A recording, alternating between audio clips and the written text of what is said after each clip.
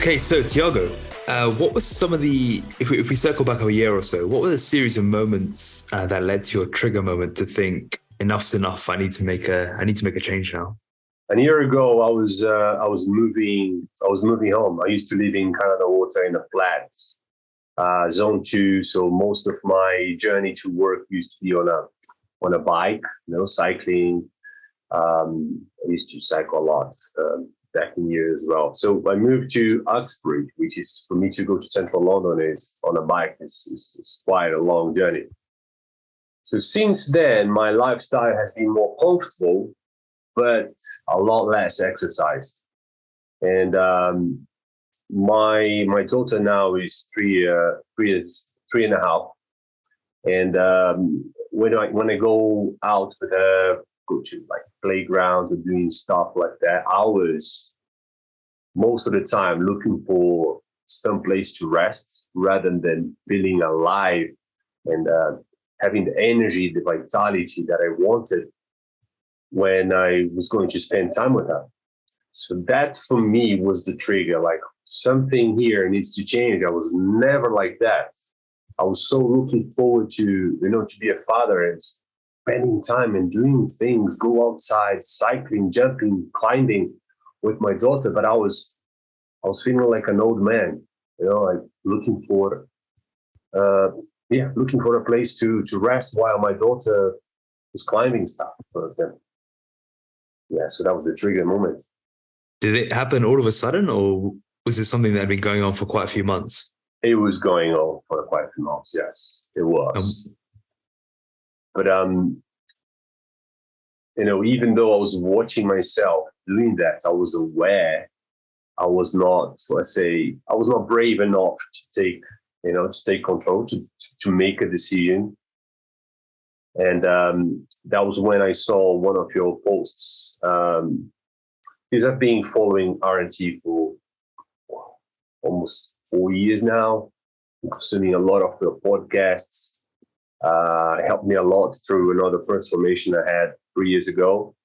But when I saw that post, offering space for the new participants in the transformation, and I was, the thing I was looking for was not the physique, but the words that came to my mind and really shocked me out of my comfort zone was vitality, have back your energy, and that was the thing I was looking for. So that was the connection moment, I would say. And what was the narrative you were telling yourself in your mind for all those months and years, even when you felt tired, you didn't have the energy, you were playing with your daughter but kept looking for a place to rest? How are you almost justifying continuing as you were? Probably not giving myself time enough or the space to really be aware and checking out what was going on. I was just like going with the flow, too busy.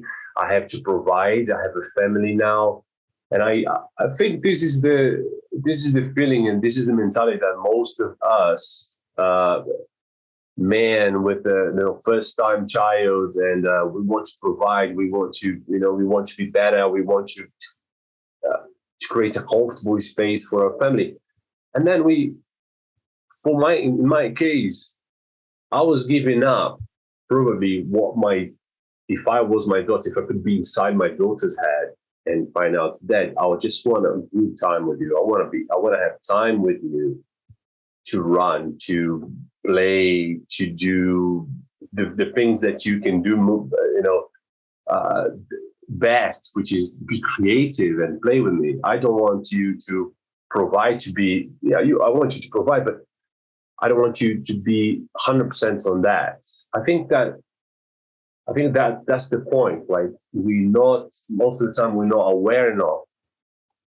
And I know you're going to be a dad soon.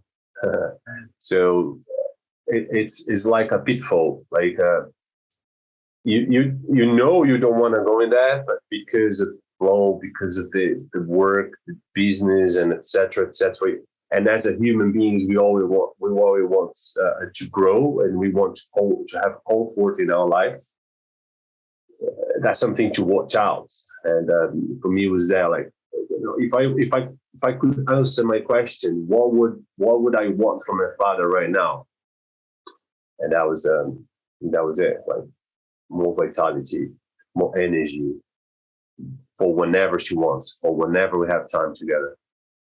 So were you saying that you were almost justifying it by saying, I'm working harder on the business, I'm working more, I'm providing for the family? Was that your narrative in your head? That was the narrative. Yes.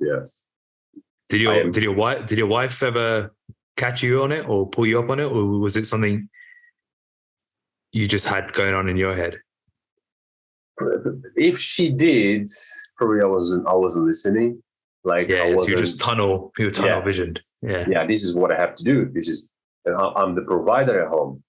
Because since my daughter since she was born, we decided that my wife wanted to spend at least the first 3 years of my daughter's life being there for her, especially because we don't have support here, the family support like we have in Brazil, or just the three of us. Of course, we have friends, but we can't count on friends as much as we can count on family when we're talking about raising a child. And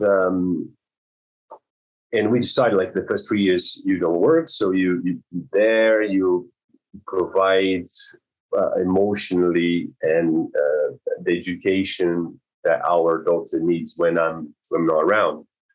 I'm a swimming teacher, and most of my work is done afternoon, so I have mornings free. I spend a lot of time with her morning times in the week. Now she's in nursery full time, so we don't have that much time in the morning. But to me, it was that like, okay, so in this setup that we decide we're going to have as a family, I'm the provider. I'm the only provider. So I better, put my head down and work. And yeah. There's a trap I need to make sure I don't fall into then. Yeah. Be aware. Make sure you have people around you to, point out, because it's very easy to do. And I consider myself to be someone present to things like that. I've done so many self-development courses and reading and self-analysis. And even though, I fell into that trap. Did you have any, when you were thinking about this and when you had that sort of trigger moment, was it linked to your own experience as a child with your own dad, or oh yes, was there any link you had there that yes. thought, okay, I don't want to do this, I don't want to repeat this? Oh yeah, totally. My father died when I was 18, and I had a younger brother, older sister, and by my age of 18, he was going to have his 5th operation on his heart. So since I was born, my record of my father is he can't do exercise, he can't run, he can't climb, he can't do things because due to his heart situation, he couldn't be exposed to high intense activities. So we used to go, me and my brother, we used to go to clubs. My father used to take us there, our friends, parents, playing football with them. I'm from Brazil, so we play football a lot. But my father was never there playing. He couldn't. Maybe he wanted, but he couldn't. And that was something for me during my childhood was, this is missing. This is really missing. And I don't want, when it's my time to be a father, I don't want that to happen. I'll make sure that decisions in my life will lead me to be healthy, to be there whenever my kids need me. And I believe like my choice to be a swimming teacher and some of the choices in my life lead to healthy lifestyle rather than sitting on a desk, working hours and hours and not, even though I got to a moment, and I think that was one of the triggers why it came so quickly and so sharp. Like, you don't have the energy you said you would, and your daughter wants that. You don't have the vitality you said you would, and your daughter needs that. So I think that was yeah, that's definitely a connection from my childhood to the present moment, for sure. What do you think the impact was of losing your dad at 18 years old in your life? Ah, man, yeah, if I go that, um, I was the older uh, boy at home, 18. So I had a younger brother and an older sister, and I remember that moment. I look around, and my mom was devastated. My sister used to cry a lot, and my brother. I think that was the connection to me. Like, I need to take my dad's place here. I need to be strong because the family is falling apart. Um, I can see that as a turning point in my life. I need to grow up. I need to be an adult right now. And I remember that my father had created a business between me, my uncle, at that time before he died, and I was there just learning about design from them. But I had to step up and be the owner, be the entrepreneur, like my father was. So I started to take the space he left behind. At the age of 23, I moved from South Brazil to the UK to learn English, and on my own. I didn't know anyone here, couldn't speak English. So all these things, I can see that was a change from the moment when my father died, and the moment I made the decision, to step up, to grow up, and be the man of the family. Was your move to the UK driven by career opportunities and learning English, or was it purely just to learn English? Purely to learn English. At that time, I wanted to do a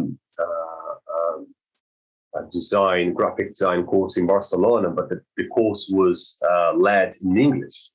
So my brilliant idea at that time was like, okay, I go to England, I stay there for 8 months, I'll learn English, and then I go to Barcelona with like the best English ever.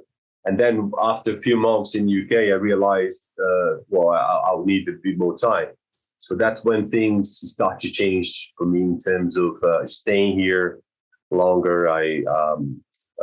My mom's family is from Italy, so I had the Italian citizenship as well.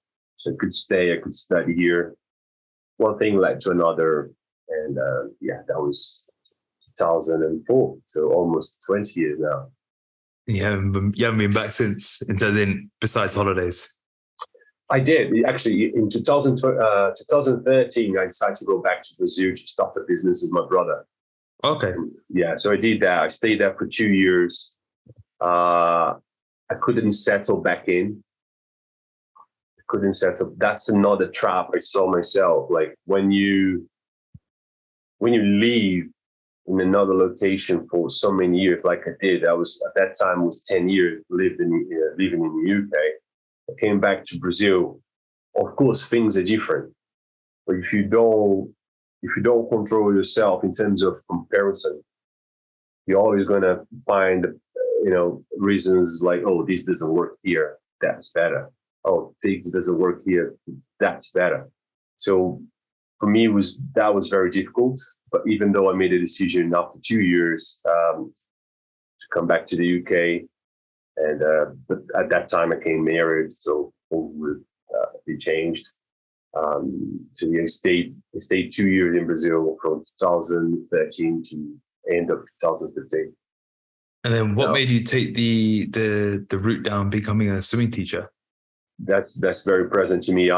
When I was a child, 7, 8, I don't remember what age specifically.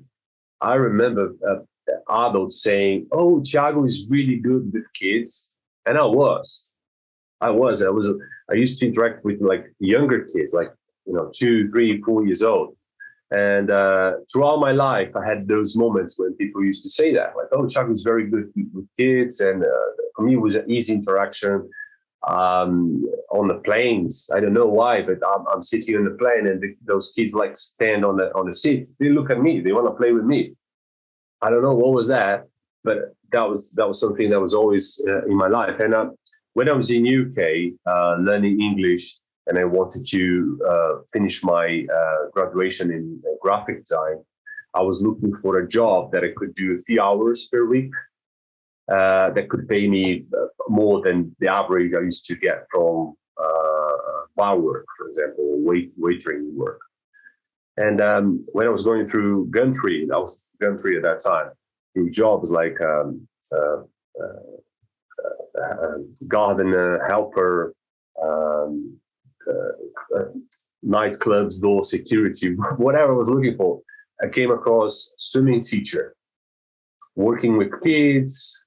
I think the time was £13 per hour.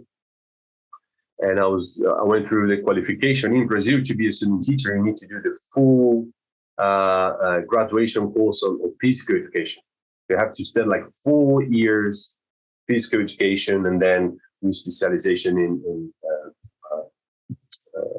water sports. But here, you only had to have the qualification of at that time was the ASA, Amateur Swimming Association. You do like a full week course, and then you qualified to be a swimming teacher, assistant swimming teacher. So that was my route. I like, well, this is good. I work with kids. I like working with kids. It's a sports related. I'm not going to be sitting on my butt all the time.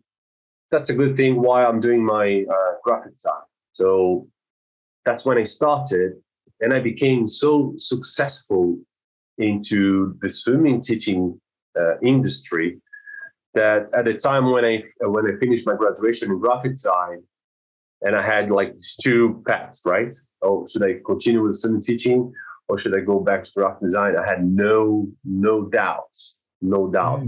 I gave up graphic design, and I continued to be a swimming teacher. And I'm really glad nowadays that I did. Wow. It's very, it's an unusual story for becoming a swimming teacher, but very cool at the same time. And being a swimming teacher is fairly active, right? It is, especially the way we do, like I have two businesses into swimming teaching. And the way we are in the water with the children, with the child, because most of the time we do one-to-one. So we're in the water, we're moving out of there, we're manipulating arms or manipulating their bodies so they learn faster, they learn quicker. And we have nowadays we have a niche of clients that they have swimming pool at home, or they're living in a building with swimming pool here in London. And so the space promotes learning because it's quiet. It's their home, so they feel comfortable, they feel safe there. So it's working really well, yeah. So just to circle the whole story back to the trigger moment that you had, what were some of the problems you were facing then before RNT? Were you in tune with your nutrition? Had you tried diets before? Were you training but not getting anywhere? What were some of the problems that you were facing? Right, I've done something very similar with another company just before the pandemic, and I went through fat loss. I lost about 10 kilos, went down to 8.5. But then came the pandemic. I had to train at home, and from that it didn't go well. Although I worked out pretty much since I was 16, 17, I never came across to a design program that would guide me, but also teach me how to do things, how to train, how to progress, how to build muscle. And when I was doing the program I told you just before the pandemic,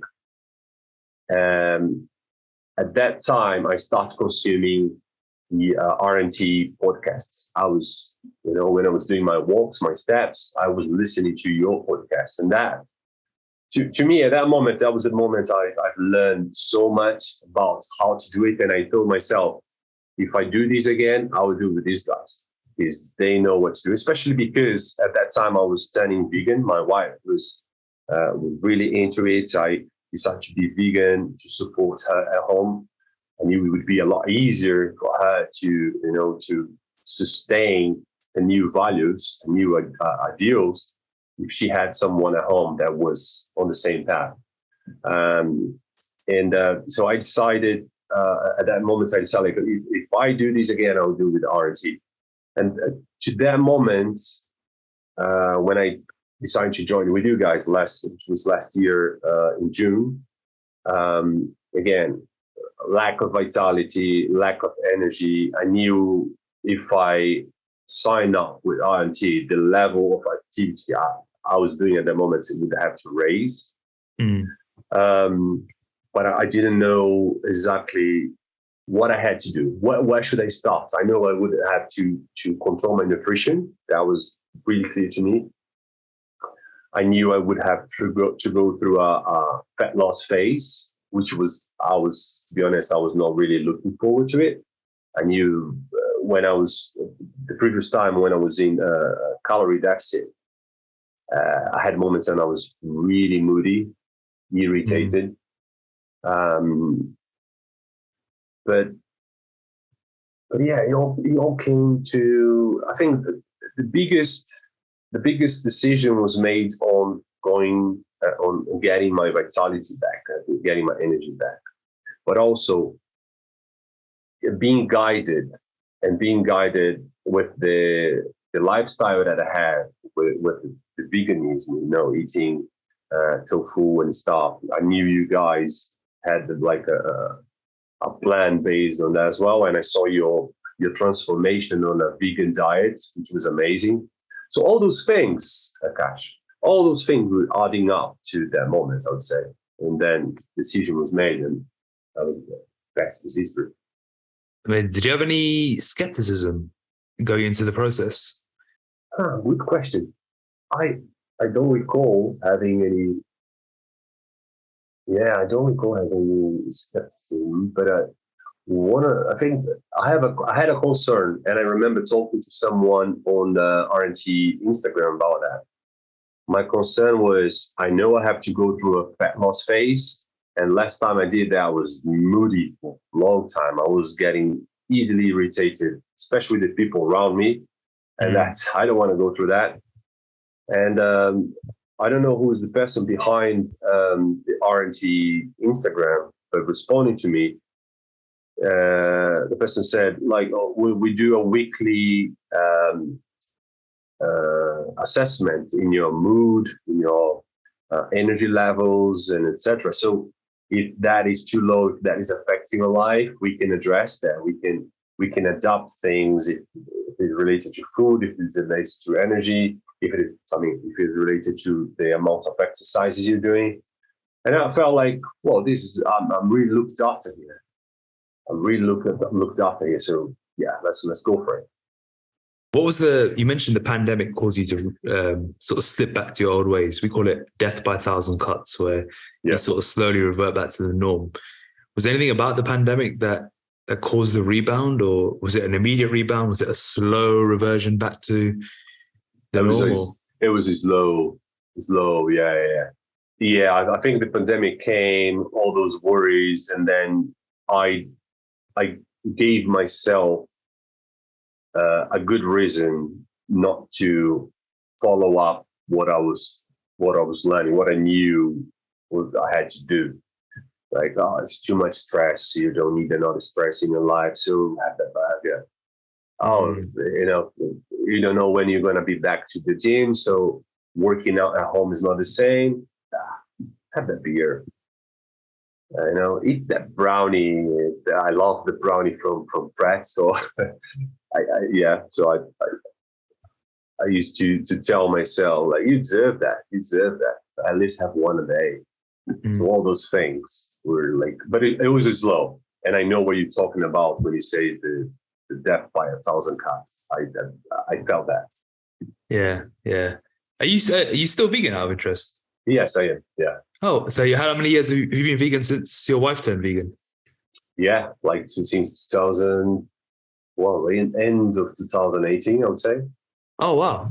Yeah, it's been a while. Okay, I thought it was just something. I thought you were just more like 90% there, but you would Yeah. So talking about this, my wife is vegan. She's vegan on like if she's going to buy a pair of shoes, she makes Oh wow. sure Yeah. like 100%. And she designed when she was pregnant. That was a moment like, oh, I have to, I need to continue to be vegan, but I need to be aware of what kind of nutrition I need, so my baby can be raised like proper nutritious. So she has a program for vegan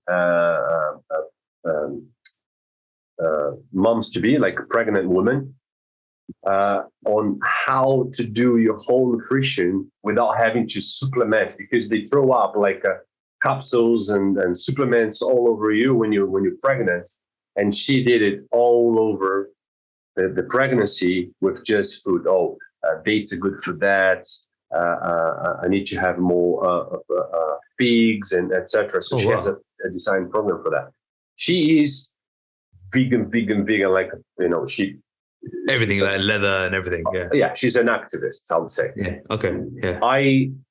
I call myself plant-based. I eat plant-based. If I'm away and I'm in a restaurant, or I need to eat now. I didn't plan my meal, whatever, and I'll always go for a vegan option. But if the vegan option is not going to fulfill the nutrition I need, I'll have a fish, or I will allow myself here and there, because my priority is my nutrition. But at home, interesting. Yeah. All possibilities. We all vegan. What's your wife's program's called, out of interest? Happy for you to mention it. My own curiosity. Yeah.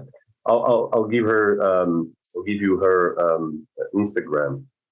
So is your daughter vegan? She's vegan, yeah. Okay. Yeah. And how have you found, and this is more now, I'm asking selfishly, how have you found that process of raising a vegan child? It's interesting, because we have a lot of questions outside, but we have a very solid decision at home. Like we're not going to decide for her, but because we're eating what we're eating, we follow what we follow. We're going to raise her in that, but explaining everything. So if we go out with friends and they eat a burger and we're gonna eat something else, we explain to her all of those. That meat is made from cow. It's like cow meat. We have this conversation at home as well. So she knows now. She understands. Like, we don't eat animals. I choose not to eat animals, but we have options here. She likes tofu. She likes she likes lentils. She loves she used to eat a lot more broccolis, veggies, but it's a phase now. She prefer like biscuits and etc. Yeah, well, I think that's very clear for us. Is we whenever she faces a situation where she can't choose for herself, we explain to her what it is. Like with Brazil, it's very famous, the cheese bread. Cheese bread in Brazil is like everywhere you go, airport, they have like 1,000 shops there. And cheese bread is made from cow cheese. Is you're going to use stuff that are not vegan. So in that case, when we allow her to offer, and if she likes the stuff, we explain what it is. Oh, this is cheese bread. Is it good? Oh, no, I like it. Okay, so you can have it, but it's made from cow milk. And then sometimes in some situation like that, she chooses above the flavor. She chooses like, oh, but I don't like eat that because it's animal stuff. Yeah, but it didn't happen with the cheese bread. She loves it. It's spicy. What's the vegan scene like out in Brazil? Depends on the place, right? is a big trend. It's a big trend. The place where I'm from, Florianopolis, part of the island, you can find anything, tofu, smoked tofu, seasoned tofu. You can find restaurants with vegan recipe, even vegan. Do you know acai? The acai bowl. It's natural from Brazil. So there are like places that only produce the vegan acai with all the ingredients to add to the top. Like in Brazil, they have acai with milk powder. So they have the milk powder, the vegan milk powder, and stuff like that. So the scene is catching up with European, I would say, in some parts of Brazil, not everywhere though. Nice. Okay, so Thiago, you had your trigger moment to starting RNT. What was, and then you kickstarted in June. What was some of the, how did you find the process at the beginning, and what were some of the biggest challenges and obstacles you faced? In terms of challenges, I knew what I would go through. And I think what helped me to go, I see the process for me to be very successful. And the reason I see the good results I had within 6 months was the moment I decided. And I would say the moment I decided, I surrender myself to that. I totally surrender. Like, I will question nothing. I will do what they say I would have to do, and I would do it every day. No doubts. So to me, that word surrender really explains and how it came to be for me. It doesn't mean that I didn't have challenge. I didn't have like the down moments I had, but that was from the beginning. It was really easy to adopt. I remember like the next day I was already, even though I didn't receive from my coach the nutrition plan, I was already scaling my food. I was already planning my whole week of exercises and how many walking times I was going to have. Also because I had an experience before, but surrender for me was the key to success. And the challenging moments was probably like 3 months after I started, when the calories were going down and I started to feel that moodiness again. I was getting irritated. That was for me, was moments of like, oh, should I continue this? I didn't sign up to feel worse than I was, even though in my mind I had this conversation like, oh, you're gonna go through tough moments, but just hang in there. I remember one moment I was, those moments like when you're at the end of your fat loss and you just think about food all the time. Your energy levels are low, and I was really irritated, and I raised my voice to my daughter. I don't know what exactly. Yeah. She didn't. She was battling with me, and what I did at the moment, and I see is like I used my power of being an adult, be bigger, and just use my voice. Now this is what you're gonna do, and that's it. Don't talk to me like that. Afterwards, my wife came to me, is like, what's going with you? You don't normally do that. What's happening? You're losing. You don't educate your daughter like that by just shouting, by using your power over her. And I knew like, I know what's coming, where it's coming from, and I knew it was from the calorie deficit and what internally my body was dealing with. And I knew I still had to go probably another month or so like that. So also that was a moment of learning, a really good moment of learning. But I think to me, the whole process, those were the big challenges. for sure.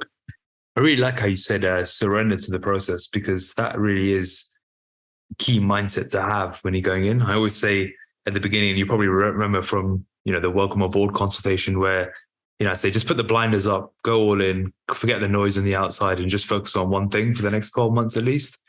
And you'll be shocked at the results.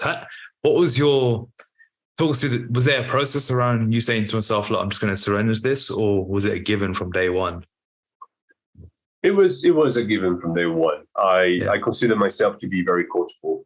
And even if it's an industry or some ability that I have knowledge about, and if I'm committing to someone, I tend to just do what they ask, what they say, and so to me that was a key to success. Surrender is the word.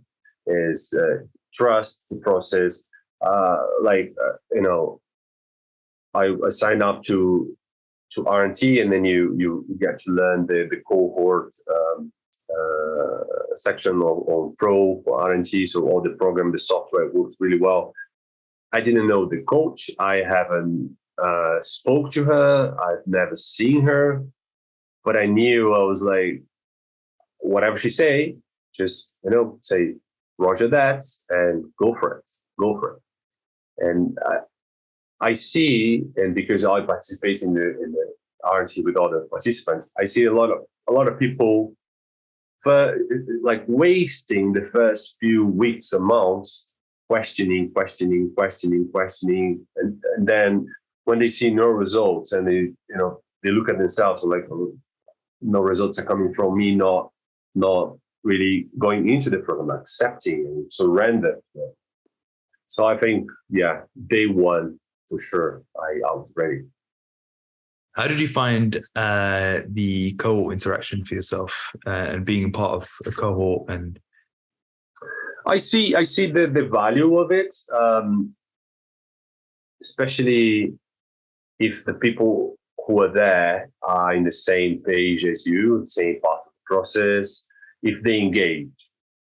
In my first cohort, I would say 90% of the other people were not engaged. I was the only one posting stuff. I was the only one doing check-ins and then end of the week. And after a while, I know my coach changed me to another cohort, which was more interactive. But that being said, one of the places I got most value from was the coaching calls. I participated in 2, but I listened to every single one of them. And that's when I found myself like, whoa, this person is dealing with the same stuff I'm dealing right now. Difficulty to not think about food all day long. Oh, this other person is also having trouble with the squat split. Single leg squat split. So all of that, listening to, and the good thing for me was I was listening to the coaching calls, the recorded coaching calls when I was doing my walks. So one thing was feeding each other, and so I see the cohorts as very similar to the coaching calls, because the participants are there, they're sharing, they bringing what they the challenges they're facing, and we're getting like so much response most of the time from coaches, but also from other participants as well, because they overcome that little obstacle that you're dealing with at the moment. So these, to me, is like 50-60% of the R&T is the space for other participants to help each other. Amazing. How did you find post checkpoint life? So you've been through a process of dieting in the past, but obviously slowly revert back to the norm. How's the consolidation and early investment been like for you so far in this journey? This is a good one to dig in. After photo shoot, the first 2 weeks, I I tried, and because I knew from previous experience, like if I don't control myself, I'll get back. I'll get back quickly, quicker than the process I took to lose the fat. But I think it was the imbalance was so big that I was still craving, even though I was having more calories, I was eating more, I was still craving. But I think after a month, things started to really consolidate. I started to feel more satiated with the food I had in front of me. Stop thinking about food most of the time. Stop craving, even though a few things triggered like out of control. I remember watching one of the World Cup games and having a box of coated nuts, like the chocolate coated nuts. And I told myself, I'll just have, this box has 300 grams. I'll have a quarter of this.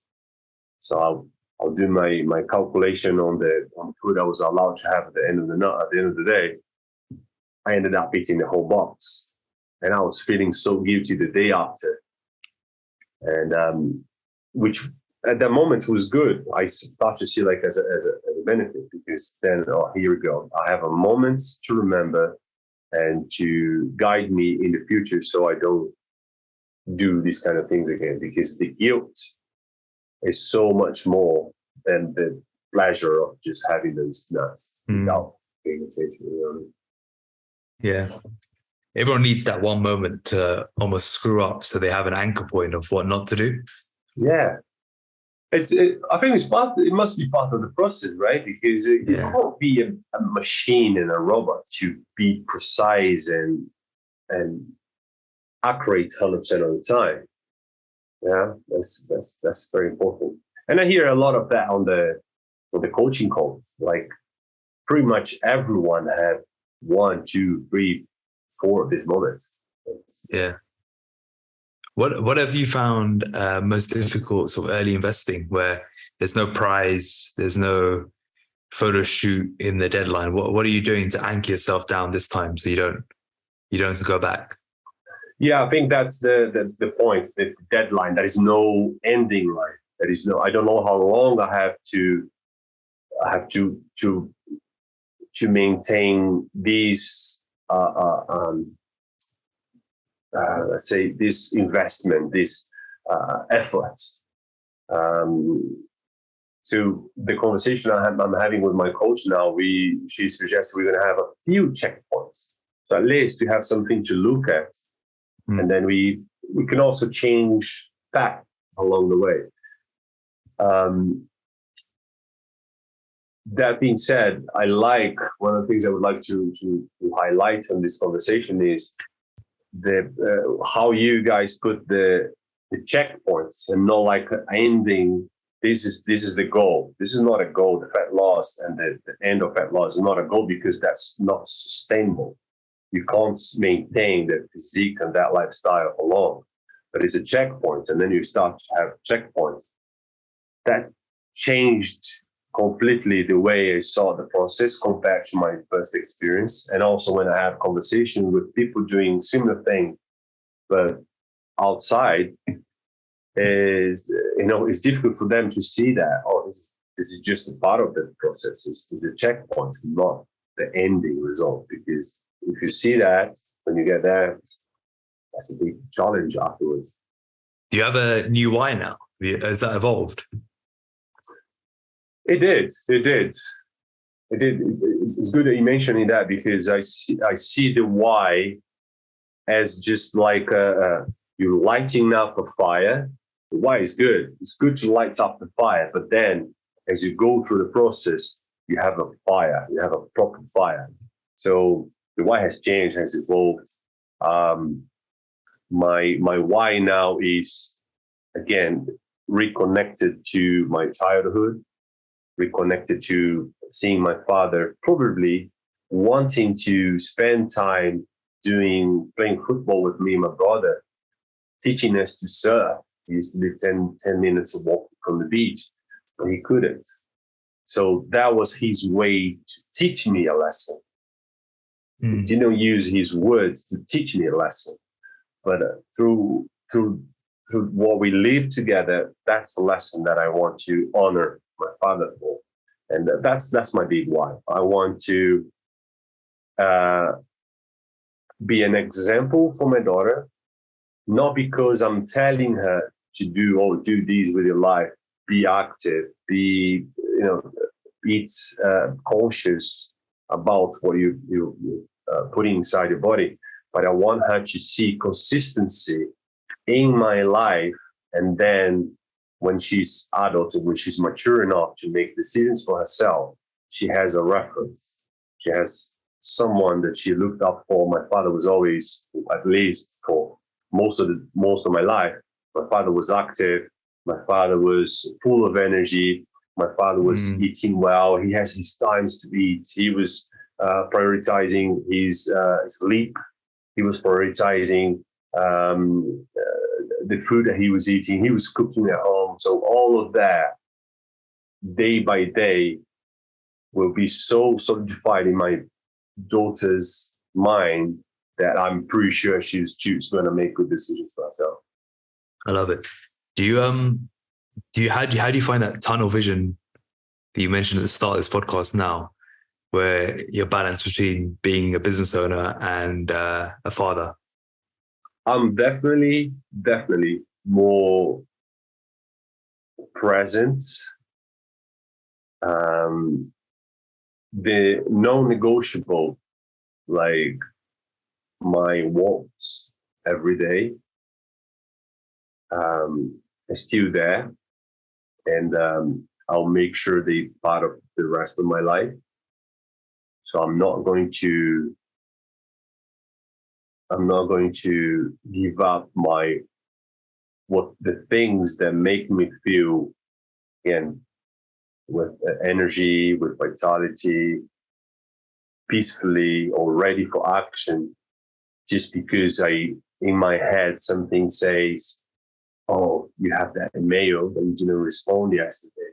You have the client asking for lessons from tomorrow. You have to respond that first thing in the morning.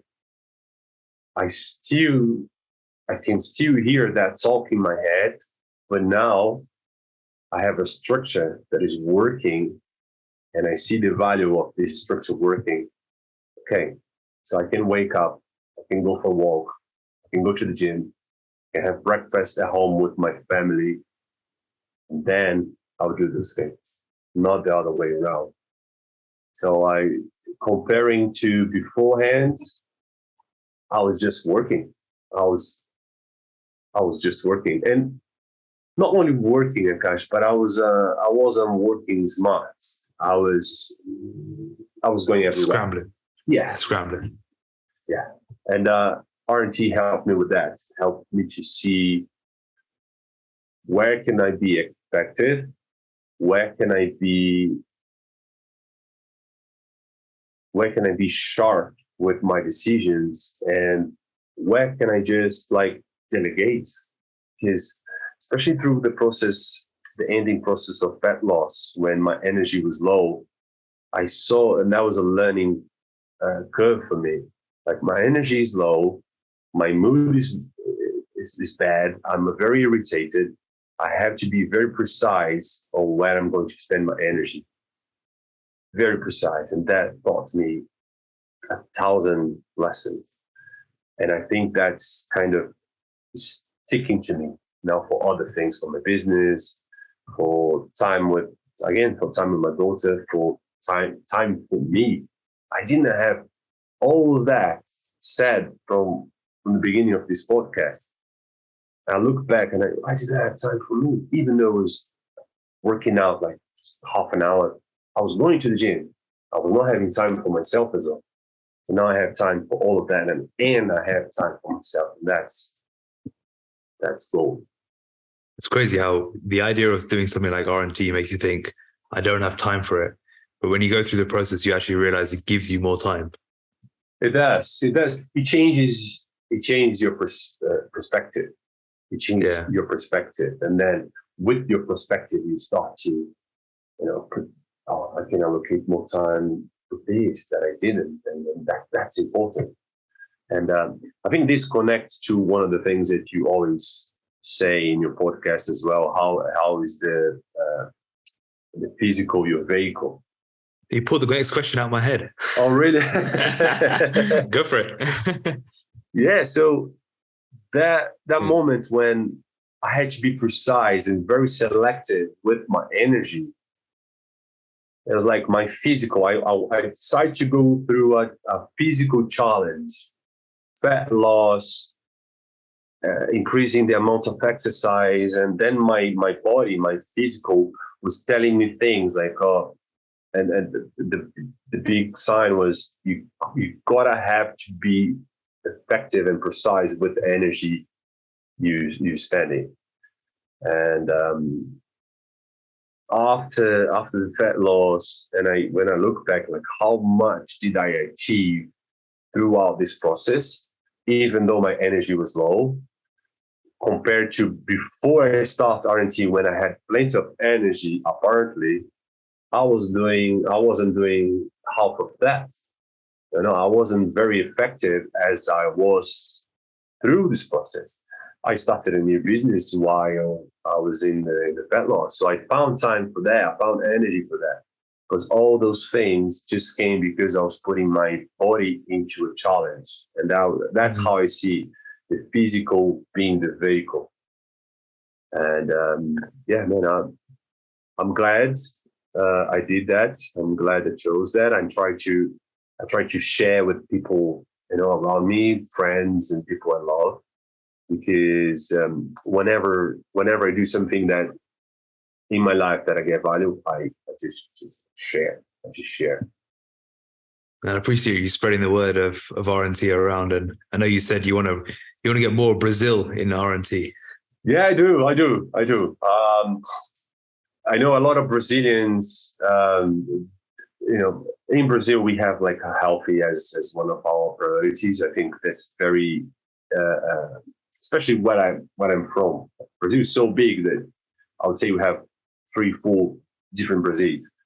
But especially where I'm from, the coast, people value health, lifestyle. The speed of things there are a bit slower. So they have a tendency to buy into these kind of things. But yeah, so if it depends on me, we're going to have a lot of Brazilians teaming up with other participants in RNT. Let's make it happen. And then, there's something that I also like to ask is, what almost kept you from joining?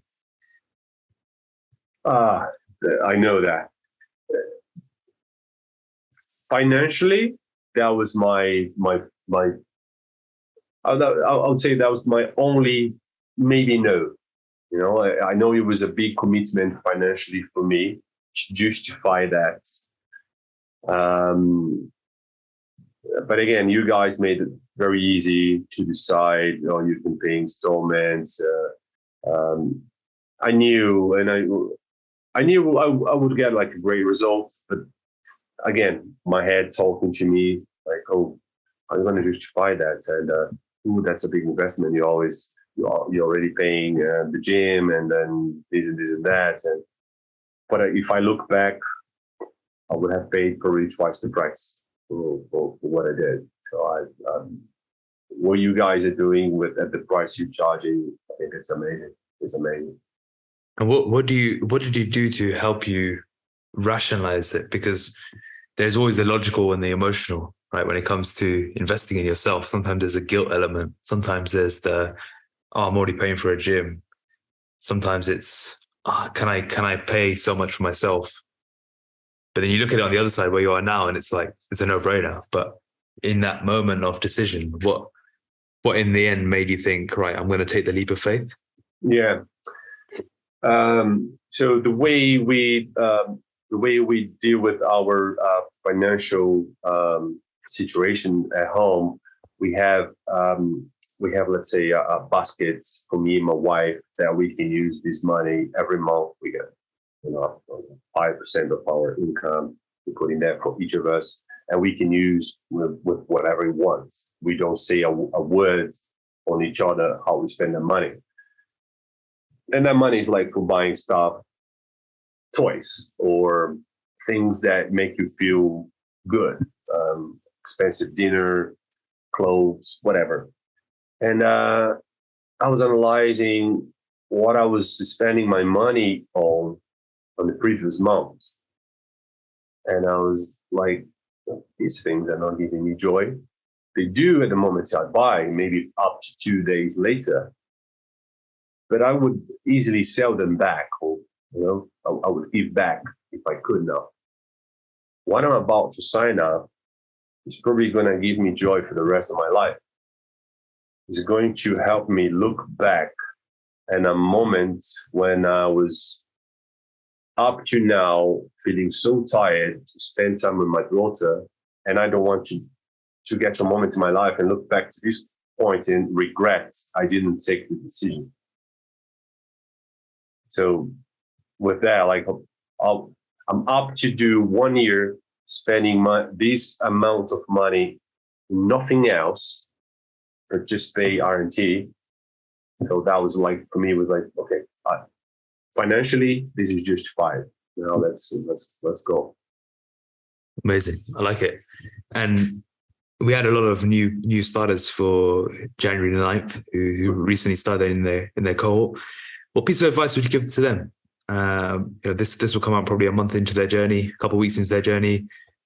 What's the best piece of advice you can give them as someone who's really embraced the journey so far?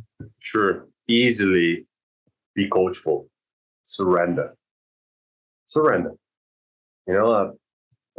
I don't know which part of the process you are now, if you're listening to this. If you haven't done so, just like surrender. Pretend you know nothing about it. And if your coach says, climb a tree, eat a banana on the top of the tree, do it. Because if they've been doing this for so long, they know how the process works. And throughout the process, especially if you want to get out of the fat loss phase quicker, just surrender, just give it up, give it up whatever thoughts you have to resist. Yeah. Amazing. Thanks so much for sharing your story, Thiago. I really appreciate the honesty you've had in this episode, and I think it's going to inspire a lot of people to take some action in 2023. Excellent. Thank you. And for me, it's an honor to participate here, man. I told you I've been consuming RNG podcasts for so many years, and I'm looking forward to listen to my own one. That's brilliant. That's really nice. You can listen to yourself over a walk in the next couple of weeks. Yeah. I'll be seeing spikes in Thiago's one. I think you just put it on repeat. Could be me. Awesome. Love it. And congratulations for you to become a father. I know it shakes up a lot of your views, and it's a good moment in life. And congratulations for the work you've been doing here, man. It's amazing. Appreciate it. Thank you so much.